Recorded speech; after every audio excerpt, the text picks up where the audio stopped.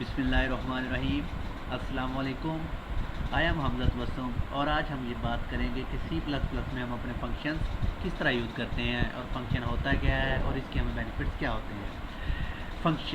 Function are like building blocks, they let you divide complicated program into manageable pieces. Some advantages of function are as मतलब कि function हमारे पास एक block होते हैं। Function क्या होते हैं? ब्लॉक होते हैं। मतलब एक बड़ा प्रोग्राम है, हमने उसको डिवाइड कर लिया डिफरेंट पार्ट्स में। ठीक है, डिफरेंट पार्ट्स में उसे डिवाइड कर लिया है और अब फंक्शन में जो हमने प्रोग्राम लिखा होता है, मतलब जो कोड लिखा होता है एक फंक्शन के अंदर, अब जब हम उस कोड को दोबारा किसी जगह पर यूज़ करना चाहेंगे तो हमें वो सारा का सारा कोड दोबारा से नहीं लिखना पड़ेगा। क्यों? क्योंकि जिस जगह पे हम उसको एक्सेस करना चाहेंगे, हम सिर्फ और सिर्फ जिस फंक्शन में हमने जिस फंक्शन नेम में हमें उसने रखा होगा, हम उस फंक्शन का नाम लिखेंगे और उस कोड को एक्सेस कर लेंगे। और इसके फ़ायदे क्या क्या होते हैं? While working one function you can focus on just that part of a program and construct it, debug it and perfect it. मतलब कि आपने एक बड़ा प्रोग्राम बना रहे हैं, उसमें आपने उसको डिवाइड कर लिया छोटे छोटे पीसेज में। उसमें आपने मल्टीप्लाई भी करना है, सम भी करना है, डिवाइड भी करना है। बजाय इसको कि आप सारे प्रोग्राम को एक ही मतलब कि ब्रैकेट्स में रख के करें, उससे अच्छा है कि आप सबका एक अलहदा फंक्शन बना लें, एक ब्लॉक बन जाएगा आपके पास। उसके बाद आप डिवाइड का एक अलहदा बना लें, इस तरह सब्ट्रैक्ट का इसी तरह बना लें, इसके बाद आप ऐड का अलहदा बना लें। अब जब आपने इसके अलहदा पार्ट बना लिए होंगे तो जाहिर सी बात है एक बड़े प्रोग्राम में एरर फाइंड करना और उसे करेक्ट करना, एक उसमें ज़्यादा टाइम आपको लगेगा। और अगर आपने छोटे छोटे पार्ट्स बनाए होंगे तो उसमें आप इजीली अपनी जो एरर है वो फाइंड भी कर सकते हैं और उसे ठीक भी कर सकते हैं। इसके बाद जब हम मतलब कि किसी बड़े प्रोजेक्ट पे काम कर रहे होते हैं तो जो मतलब कि प्रोफेशनल लोग हैं वो इसको अपने काम को बांट लेते हैं। मतलब कि मैंने सम का फंक्शन कर लिया, किसी और ने ऐड का फंक्शन कर लिया, डिवाइड का कर लिया, इसी तरह किसी ने सब्ट्रैक्ट का कर लिया। इस तरह हम डिफरेंट यूज़ कर सकते हैं। और उसके बाद है in a function need more than place in a program in और different program you can write it once and use it many time. मतलब कि अगर एक ही फंक्शन की आपको एक प्रोग्राम में एक से ज़्यादा टाइम ज़रूरत है तो बजाय आप उसका कोड दोबारा से लिखें, आप सिर्फ और सिर्फ उस फंक्शन को कॉल करेंगे और उसे सेट कर लेंगे।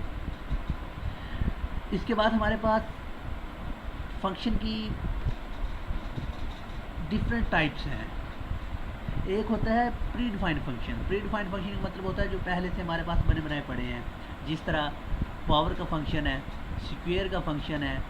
उसके बाद इसी तरह मतलब कि डिफरेंट फंक्शन जो हमारे पास पहले से बने बनाए पड़े हैं, हमें उनका सिंटैक्स नहीं लिखना पड़ता, सिर्फ हम उनका नाम लिखेंगे अपने प्रोग्राम में और उन्हें एक्सेस कर लेंगे। ठीक है। और एक होते हैं user defined function. User defined function हमारे पास वो होते हैं जो हम खुद बनाते हैं, मतलब कि जो फंक्शन हम खुद क्रिएट करते हैं उन्हें क्या कहते हैं? User defined function. ठीक है। एक होता है वैल्यू रिटर्निंग फंक्शन। अब हमने किसी फंक्शन से वैल्यू रिटर्न ले रहे हैं, मतलब कि एक स्टेटमेंट एग्जीक्यूट करवाई, उसकी जो वैल्यू है हम उसको रिटर्न ले रहे हैं, तो उसके लिए जो फंक्शन यूज़ होता है उसको वैल्यू रिटर्निंग फंक्शन कहते हैं। और जो वॉइड फंक्शन है, ये function those do not have a return type, मतलब कि जिसमें हम डाटा वहीं का वहीं एग्जीक्यूट करवा देते हैं, उससे रिटर्न टाइप नहीं लेते, उससे कोई वैल्यू रिटर्न नहीं लेते, उस फंक्शन को क्या कहते हैं? Void function. ठीक है। ये उसके कुछ नाम रखे हुए हैं। अब हम इसका कोड कर लेते हैं, फंक्शन का कोड। फंक्शन का कोड करने का तरीका ये है कि सबसे पहले आप फंक्शन का डाटा टाइप लिखेंगे। ये देखें, मैं डाटा टाइप इंटीजर लिख लेता हूँ और फंक्शन का मैं नाम रख लेता हूँ सम। आप यहाँ पे कोई भी नाम रख सकते हैं, लेकिन प्रोफेशनल अप्रोच ये है कि जो परफॉर्म आपका जो फंक्शन है वो जो टास्क परफॉर्म कर रहा है, बेहतर है आप उसी का नाम वही रखें। इसके लिए आपके लिए भी आसानी होगी, या दोबारा से आप इसको ईजिली ढूंढ सकते हैं और अपने कोड में इस्तेमाल कर सकते हैं। कोई भी आप नेम रखेंगे, अगर कोई दूसरा नाम रख लेंगे तो आपका फंक्शन, आपका जो प्रोग्राम है वो एग्जीक्यूट हो जाएगा, आपको आपका मतलूबा रिज़ल्ट भी मिल जाएगा। लेकिन ये कोई अच्छी अप्रोच नहीं है, क्योंकि अगर आपके अलावा कोई दूसरा बंदा इस प्रोग्राम को यूज़ करेगा तो उसको समझने के लिए मुश्किल होगी। ठीक है। ये देखें, मैंने पहले उसकी डाटा टाइप डिफाइन की, फिर फंक्शन का नेम रखा और ये स्मॉल ब्रैकेट्स लगाई। और सबसे पहले मैं इसमें दो वैल्यूज़ को जमा करना चाहता हूँ, तो मैं क्या करूँगा? दो वेरिएबल डिफाइन करूँगा। मैंने पहला वेरिएबल ए डिफाइन किया, इसको वैल्यू 10 असाइन कर दी। उसके बाद मैंने बी वेरिएबल डिफाइन किया, इसको मैंने वैल्यू 20 साइन कर दी। और एक तीसरा वेरिएबल मैं सम के नाम का यहाँ पे डिक्लेयर करता हूँ। मैंने सम के नाम का एक फंक्शन डिक्लेयर किया और उसमें मैं ए और बी का रिज़ल्ट सेव करवाऊँगा इनको ऐड करके, और इसको मैंने यहीं पे एग्जीक्यूट करवा दिया। सम इज़ इक्वल टू सम, ठीक है। मतलब कि ये जो सम है, अब ये तो हमारे पास फॉर्मेलिटी प्रिंट हो गया आ जाएगा, जो मतलब इन्वर्टेड कॉमा के दरमियान में होता है। सम इज़ यहाँ पे इसकी जो वैल्यू होगी ए जमा बी का जो रिज़ल्ट होगा, जो हमने इन्वर्टेड कॉमा के बगैर रखा है, तो इसमें इसकी वैल्यू आएगी, ठीक है। अब जबकि मैं इसको इस फंक्शन, ये हमारा फंक्शन मैंने अब सम का फंक्शन था, इसको मैंने पूरा डिफाइन कर लिया है। अब जब मैं इसको एक्सेस करूँगा, इसको मेन में एक्सेस करने के लिए मैं सिर्फ फंक्शन का नेम लिखूँगा, जैसे कि मैंने आपको पहले भी बताया कि मैं सिर्फ फंक्शन का नेम लिखूँगा और बस इसको मैं एग्जीक्यूट कर लूँगा। अब जब हम इसको फंक्शन को एग्जीक्यूट करेंगे, अब इस प्रोग्राम को एग्जीक्यूट करेंगे, तो हमारे पास जो ये हमारा इसके अंदर जो हमारी वर्किंग हो रही है, जो ऑपरेशन हो रहा है, उसका रिज़ल्ट हमारे पास यहाँ पे शो हो जाएगा। मैं अब इसे एग्जीक्यूट करके देखता हूँ। आप देख रहे होंगे सम इज़ इक्वल टू 30, ठीक है। इसी तरह आप और भी कई मतलब कि इसमें काम कर सकते हैं। जिस तरह फॉर एग्जांपल मैं कोई टेबल बनाना चाहता हूँ, तो मैं यहाँ पे टेबल लिखूँगा, ठीक है, और यहाँ पे मैं एक फॉर लूप लगा दूँगा।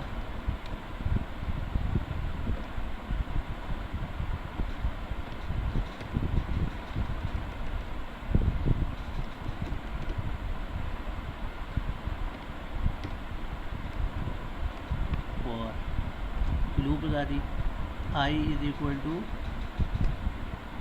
Int I is equal to 0,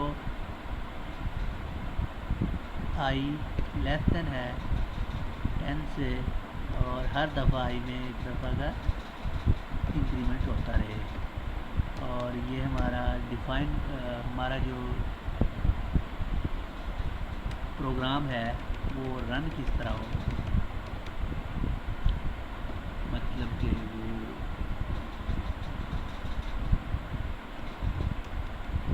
C out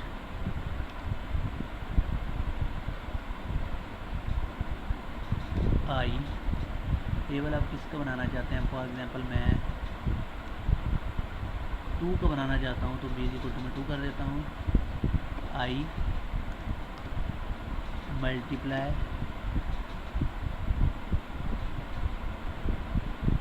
by,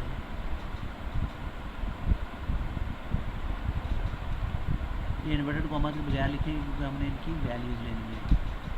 तो आई भी इन्वर्टेड कॉमा के बगैर, और यहाँ पे मैं लिख देता हूँ बी,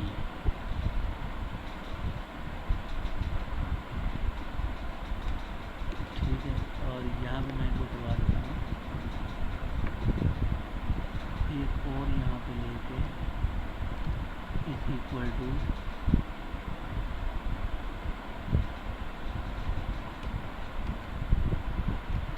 ए मल्टीप्लाई बाय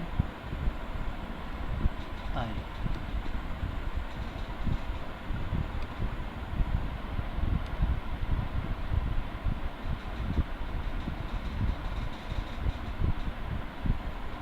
इधर लिख दिया मैंने आई, ठीक है। तो अब इसका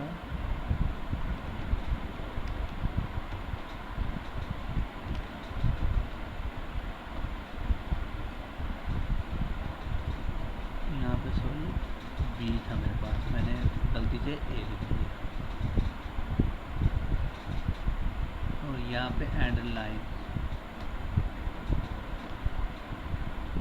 अब देखें 2 0 0, तो ये हमारे पास एक 2 का हमारे पास टेबल प्रिंट हो चुका है, ठीक है। आप इसे देख सकते हैं, ठीक है।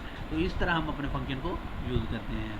Thank you very much. इस वीडियो के बारे में किसी भी किस्म की आपको कन्फ्यूजन हो तो आप पूछ सकते हैं, और हमारे चैनल को सब्सक्राइब करें और इस वीडियो को ज़्यादा से ज़्यादा शेयर करें।